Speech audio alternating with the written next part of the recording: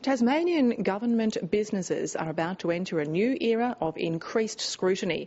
This week, a push by independent Legislative Councillor Ruth Forrest to set up 2 permanent scrutiny committees was successful. But as Lucy Shannon reports, the government is concerned about how they might operate. The independent member for Murchison, Ruth Forrest, has been ruffling government feathers ever since she was elected in 2005. To taunt her, the Premier, David Bartlett, calls her a closet Liberal. And last month, Labor recruited a popular North West mayor to face off against her in elections next May. Well, I would take that as maybe I'm doing a good job.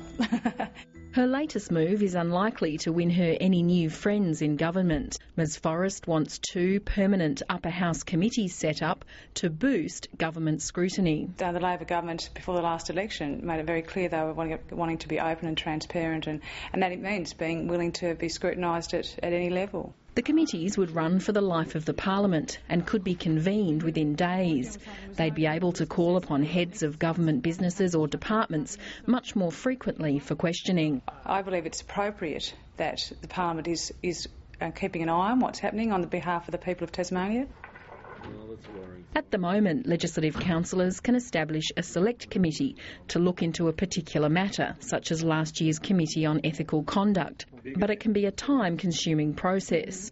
Independent members can only set them up on a private members' business day. This year, for example, we've only had 6 private members' days, which doesn't allow a lot of time for establishing an inquiry. That means issues are often being examined months after they first become relevant. For example, this year, during the budget session, we had several months all up really where we had no private members' time, and all the issues around the challenges with Aurora came to the surface then, and it would have been an opportunity to actually, if this committee had existed at the time, to actually call in the relevant people.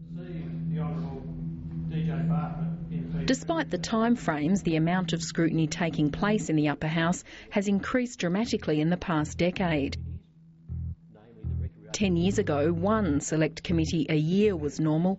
Last year, there were 8. Recent events in terms of just the issues that have become of public concern have drawn attention to the need to have a quicker, more efficient resolution of these issues.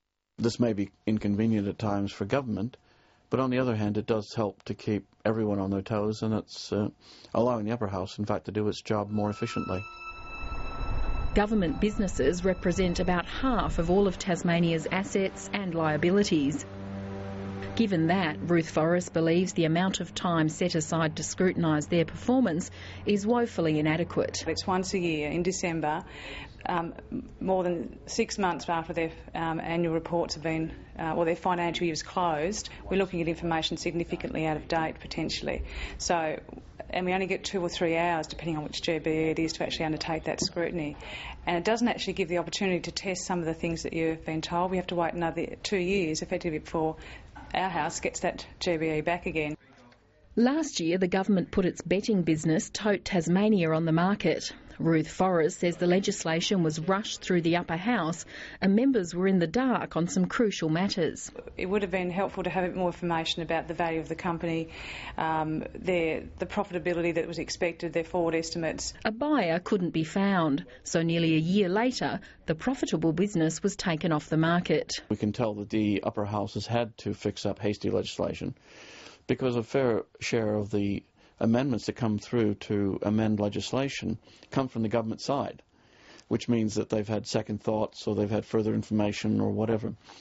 Well, that's a lot of burden for the upper house to carry. Betty and Emma. Ruth Forrest also points to the failed Tasmania Tomorrow education changes. She says with proper scrutiny, the outcome may have been different. It could have created some delay. As it turns out, it could have been in the best interest of the people of Tasmania and the young people who are now in the middle of this turmoil yet again, while changes continue. While governments may fear delays, Richard Herr says the experience in other areas has been positive. Government is afraid that they'll be asked for information all the time, and that'll tie up the work of public servants and people working in the GBEs and so forth who ought to be doing perhaps other things.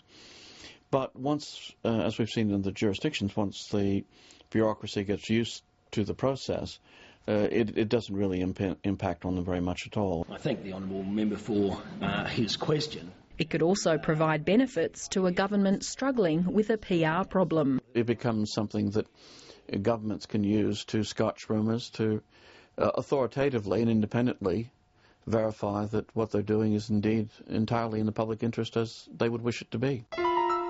Stateline approached a number of GBEs to gauge their response to the proposal.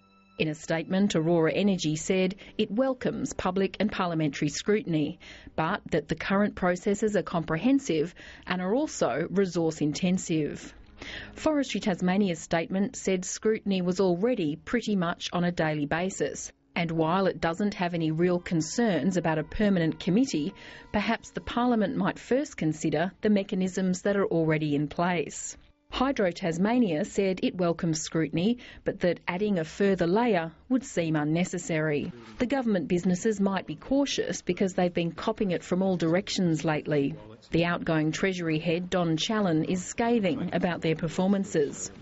In an address to GBE directors last month, he told them they were not only underperforming but difficult to scrutinise. He said the fact that there is no trading in shares and consequently no quoted share price makes the daily market scrutiny of a listed company impossible in the case of a state-owned business, and that the publication of annual financial statements is a very poor substitute. This week, Ruth Forrest's motion passed the upper house without the support of government members. The committees could be established by the end of the year.